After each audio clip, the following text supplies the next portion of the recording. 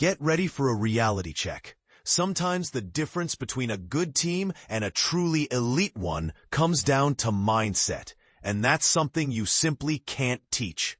This season, the Green Bay Packers are reminding everyone just how far the power of mentality can take you. Adrian from Oregon City, Oregon, take a moment and try to find something to grumble about. I challenge you, dare you even. Honestly, after these last couple of games, I'm finding it tough. Carrie from Lakewood Ranch, Florida. Given the caliber of the first two teams the Packers have faced, is this the strongest start in recent memory?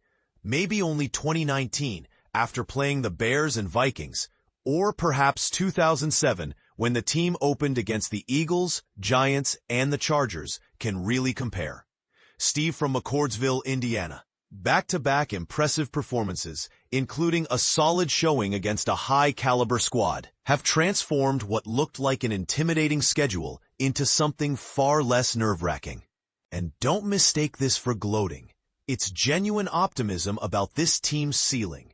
One can only imagine the surge of confidence among the players themselves. It's a thrilling beginning, no doubt.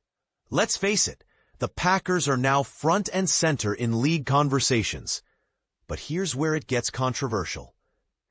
Maybe the best move is to ignore all that outside noise. Patrick from Paducah. KY, would anyone complain about scoring 27 points each game while limiting opponents to under 16? Sounds like a recipe for winning to me. That formula works just fine. Mike from Appleton, Wisconsin. This team is both real and, dare I say, spectacular. What shocked me most? They haven't trailed for a single second this season. What blew your mind?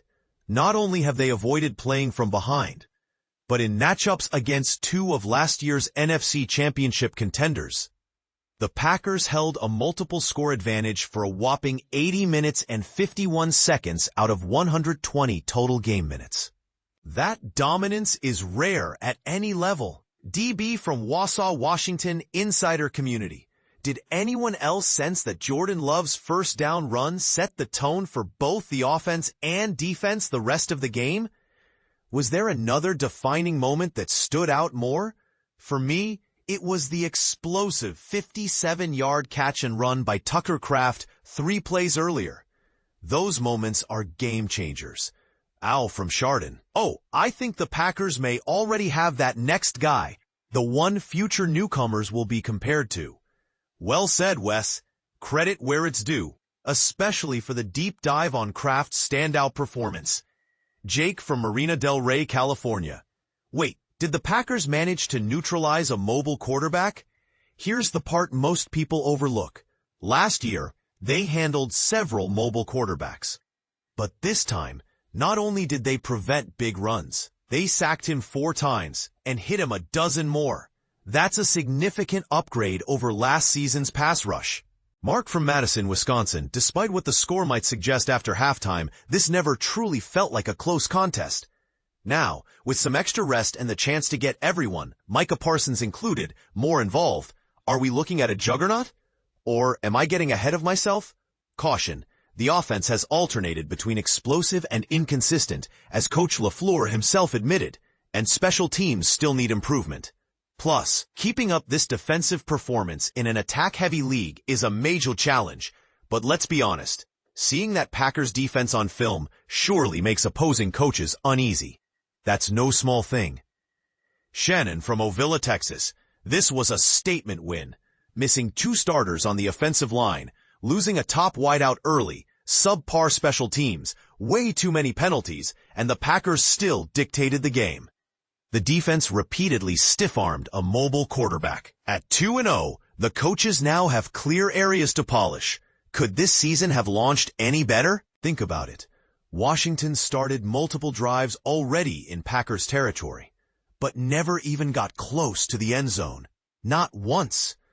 2 missed field goals helped, but for Green Bay, that was just the icing on the cake. Up front, Jordan Morgan's role as a 6th man was crucial when the line was stretched thin, and Zach Tom's absence will be felt. He's an elite player.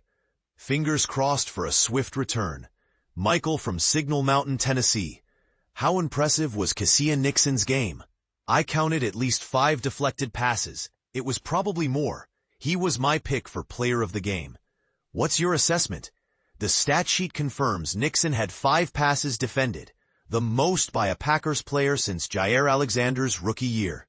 Nixon's not afraid of any challenge and keeps his intensity up, play after play. No position is tougher to master than cornerback, so consistency is hard, but his tenacity is invaluable, a mentality you simply can't teach. Cammy from Jupiter, Florida. Mike, you predicted Nixon would benefit the most from the Parsons trade. Looks like you nailed it. What a night for number 25. I'll happily take that credit, thanks. David from Sarasota, Florida. The Quay Walker and Edgerrin Cooper pairing is giving me flashbacks to when White and David ruled the linebacker spots in old-school Tampa defenses. They're so quick, they're shutting down runs before they even get started. Who else wants to see 4 or 5 years of that duo in Green Bay? Fascinating comparison. Granted, it's only been a handful of games, and the Walker-Cooper combo didn't play together much last year, but their speed is reminiscent of that legendary Bucs pair. Maybe David's onto something controversial. Are we really seeing the birth of the NFL's next elite linebacker tandem? Keith from Bakersfield, South Carolina. I can't believe how well Green Bay's run defense is holding up, especially after shipping KC to Dallas right before the opener. Adjustments should have taken time, right? Yet the Packers limited the opponent to just 51 yards, kept Daniels to his second lowest total ever, and haven't surrendered 100 ground yards in a game so far. Did anyone expect this outcome against such talented running teams? Not me. But who's complaining? Sometimes the film shows a QB desperate to escape, but realizing there are no safe running lanes. That says it all. Emmy from Hudson. Will's arm generated a few highlight throws, but I was just as encouraged by his willingness to throw the ball away and to take a sack late to keep the clock moving. Sometimes staying disciplined and protecting the ball is just as valuable as a long touchdown. Love recognized he'd been too risky with the ball at times last week. Given all the aggressive deep passes, it's great to see a young QB adjust and